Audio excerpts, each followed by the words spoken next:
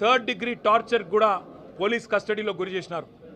అక్కడ ఉండే ఎస్పీ గారికి వీడియో కాల్ చేసి వాళ్ళని కొడుతుంటే ఆయన అక్కడ తిరుపతి రెడ్డి గారు ఎస్పీ గారు చూసి ఆనందించేలాగా కరెంటు షాకులు పెట్టి థర్డ్ డిగ్రీ టార్చర్ చేసి వాళ్ళని హింస పెట్టింది రేవంత్ రెడ్డి ప్రభుత్వం. ఎంత నికృష్టమైన ప్రభుత్వం అంటే ముఖ్యమంత్రి సొంత నియోజకవర్గంలో రైతులు 35 రోజులుగా జైళ్లలో ఉంటే అది సబ్జెక్ట్ కాదట, అది చర్చనీయాంశం కాదట. కానీ పర్యాటక రంగానికి సంబంధించి చర్చ పెడతానంటున్న సన్నాసి రేవంత్ రెడ్డిని నేను అడుగుతా ఉన్నా, నీకు మనసుందా? నీకు హృదయం ఉందా? నీ నియోజకవర్గంలో నిన్ను ఓటేసి గెలిపించిన ప్రజలు, నిన్ను ఓటేసి ముఖ్యమంత్రిని చేసిన ప్రజలు జైళ్లలో ఉంటే సిగ్గు లేకుండా పర్యాటక శాఖకు సంబంధించి నేనేదో చేస్తాను, పాలసీ పెడతానంటూ ముందుకొస్తున్నావే, సిగ్గుందా అని అడుగుతా ఉన్నా. అయినా నీ ప్రభుత్వం వచ్చిన తర్వాత 2 రకాల పర్యాటకం కొనసాగుతున్నది. ఒకటేమో ఢిల్లీ పర్యాటకం, ఎక్కే విమానం దిగే విమానం తప్ప 1 రూపాయి కూడా వచ్చింది లేదు. సంవత్సర కాలంగా ముఖ్యమంత్రి 30 సార్లు ఢిల్లీ పోయినాడు, మంత్రులు 70 సార్లు పోయినారు. కానీ 100 సార్లు పోయినా 100 పైసలు కూడా తెలంగాణకు తేలేని సన్నాసులు ఈ కాంగ్రెస్ ప్రభుత్వం వాళ్ళు. అదే మాదిరిగా రెండో పర్యాటకం బాగా ఉంది, అభివృద్ధి చెందుతున్నది అంటే జైళ్ళ పర్యాటకం. ఎవరు ఈయన మీద మాట్లాడితే వాళ్ళని జైల్లో పెట్టాలా. ఒకవైపు మీరు చూస్తూ ఉన్నారు కొడంగల్ రైతులు జైల్లో 35 రోజులుగా.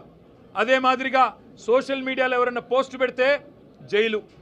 ఆఖరికి ఎల్ఎన్టీ లాంటి ప్రముఖ సంస్థ, అంతర్జాతీయ సంస్థ, దాని సిఎఫ్ఓ ఒక్క మాట అంటే మీ ఫ్రీ బస్ వల్ల మా రైడర్షిప్ తగ్గింది అంటే నిన్ను కూడా జైలుకు పంపుతాననే ఒక నియంతృత్వ పోకడ ఏదైతే ముఖ్యమంత్రి రేవంత్ రెడ్డి పోతా ఉన్నాడో ఆయనకు ఒకటే చెప్తా ఉన్నాం.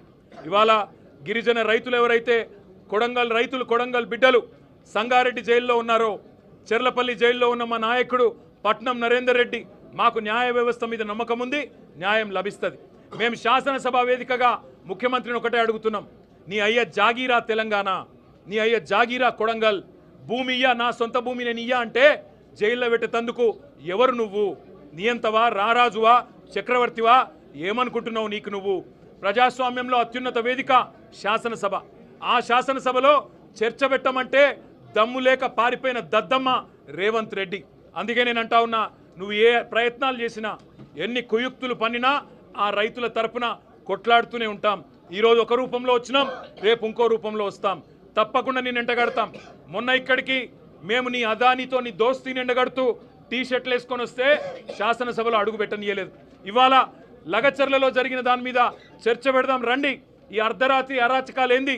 ఎందుకు ఆ గిరిజన ఆడబిడ్డలను దౌర్జన్యం చేసి భయపెట్టే ప్రయత్నం చేస్తున్నావు?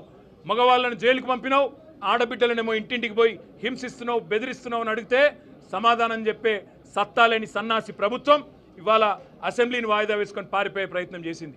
మేము మీ ద్వారా, గౌరవ మీడియా మిత్రుల ద్వారా కూడా రాష్ట్ర ప్రజానికానికి, ముఖ్యంగా కొడంగల్ ప్రజలకి మేము ఒకటే చెప్పదలుచుకున్నాం, మీ తరపున మేమున్నాం, మీ తరపున కేసీఆర్ గారు ఉన్నారు. ఎన్ని రకాల క్షోభ పెట్టే ప్రయత్నం రేవంత్ రెడ్డి ప్రభుత్వం చేసినా తప్పకుండా మీకు అండగా నిలబడతాం. ఇవాళ కేవలం జైళ్లలో పెట్టడమే కాదు, అరాచకం చేస్తూ ఉన్నారు. ఈ రోజు కూడా లగచర్లలో ఫార్మా విలేజ్